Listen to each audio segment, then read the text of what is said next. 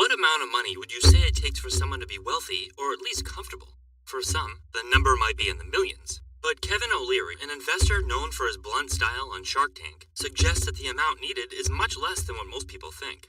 This is especially surprising to Leary, whose net worth is estimated to be around $400 million.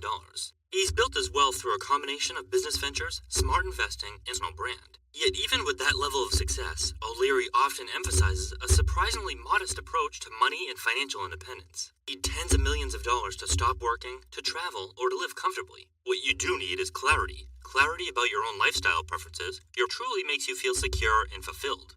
Once you understand what kind of life you actually want to live, you can start figuring out how much it costs to sustain people. That vision includes luxury cars, designer clothes, and sprawling real estate. A life of opulence and enjoying the finest things money can buy. It's about peace of mind, like not having to worry about making sure the bills are paid. Modest comforts, like a small, well-kept home, and control over their time, bound by a 9-to-5, and are free to travel, spend time with family, and not have to worry about maintaining an image and keeping up with a bunch of stuff. These two visions are price tags, and that's exactly why Kevin O'Leary believes the amount of money it takes to feel financially free is often much less than most people assume. It's about aligning your spending with what actually matters to you.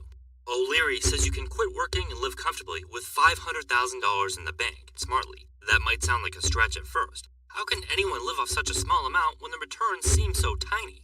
But once you actually look at the number, it makes a lot more sense. According to O'Leary, if you take that $500,000 and put it into fixed income investments, bonds, high-yield savings product investments, it's reasonable to expect a return of about 5% per year. That works out to $25,000 in annual income. Generally, you don't need to spend the principal. You're simply living off the interest. He goes on to say that for those willing to accept more market risk and invest part of that $500,000, like stocks or ETFs, the potential return increases. O'Leary points out that it's possible to earn closer to 8.5% or 9% in his portfolio that includes both stocks and bonds. That would produce between $42,500 and $45,000 per year. That's without spending the initial investment. That might not sound like a lot, especially to someone living in a high-cost city or supporting a large family. And those $5,000 to $45,000 per year might barely cover the basics, if that. But for a single person or a couple with a modest lifestyle and a reason, it can be enough to cover essential expenses, especially if you own your home outright and have a low-cost living arrangement. It's not a lavish income by any means, and provide a sense of security and consistency. You're not eating out at steakhouses every night or flying first class, but you're also not living paycheck to paycheck or hate just to get by. Most importantly, that kind of income means you're no longer trading your time for money. You get your days back, and for most people, that's freedom. This is where the concept becomes powerful. With careful investing, someone could achieve full financial independence with a $500,000 portfolio and out 40-hour work weeks just to pay the bills. No need to rely on your next paycheck, just ongoing income from well-placed capital. He doesn't specify if you factor in Social Security benefits, the financial picture becomes even more comfortable. On average, Social Security provides about $1,900 per, which adds up to roughly $22,800 annually. For a couple each receiving this benefit, that's an additional $45,600 in guaranteed income. When combined with a solid investment strategy like O'Leary's, it can offer a much more cushioned lifestyle than you might expect on just $500. This brings us to a crucial point. Most people aren't really chasing wealth for the sake of luxury, even though they often believe that's their goal. They might think designer shoes, the big house, and all the trappings of success. But in reality, they've got it all wrong. What they're really after is freedom. The freedom to chime, whether it's traveling, creating, relaxing, or simply being with family. In the end, what really brings you the most happiness and fulfillment? Material things, or the simple, often free moments that actually make life feel rich.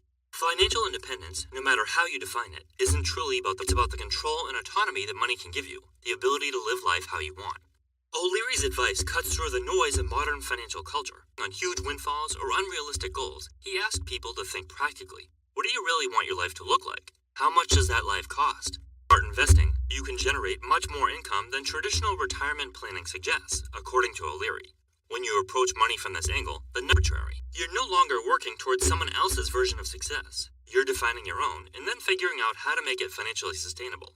It works if you're reckless with your money, and O'Leary has strong opinions about where people go wrong. One of his most repeated pieces of advice is to never invest in a bowling alley or a bar, or as he puts it, all that other crap. According to him, that's how you lose money.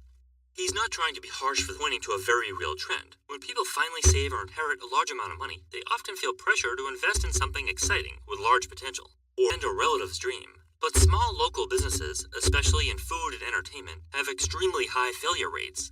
They're unpredictable and difficult to scale. Unless you have deep experience in that specific industry, investing in one is more like gambling than planning. If you want to live off, the priority has to be capital preservation, not chasing the next big thing. The point isn't to double your money overnight. The point is to make your money. A word of caution to add to Kevin's advice. It's important to make sure your investment isn't just holding steady, but actually growing enough to keep pace with, otherwise, your purchasing power gradually declines. If your account balance remains stuck at $500,000 year after year, even while generating returns, the income will stay the same, but the cost of living won't. To maintain the same lifestyle over time, your principal should ideally grow by at least annually, so the income it produces also increases and continues to match rising expenses. In a culture obsessed with quick success and flashy investment, overlook the power of boring, consistent strategies. But boring works. A balanced mix of fixed income and equities, held for the long term, is ways to grow and preserve wealth. It's not exciting. It doesn't come with viral headlines or overnight windfalls, but it does offer stability, aside from stability, and that's what financial independence is built on. Many people assume that they need to keep climbing, keep pushing, keep chasing larger numbers. But where your investments can support your lifestyle, you don't need to keep climbing. You can shift into maintenance mode. The question isn't how much it takes to be wealthy, it's enough, and that's a question only you can answer. For some, enough means being able to live in a quiet home with no debt, plenty of time, and the ability they don't enjoy.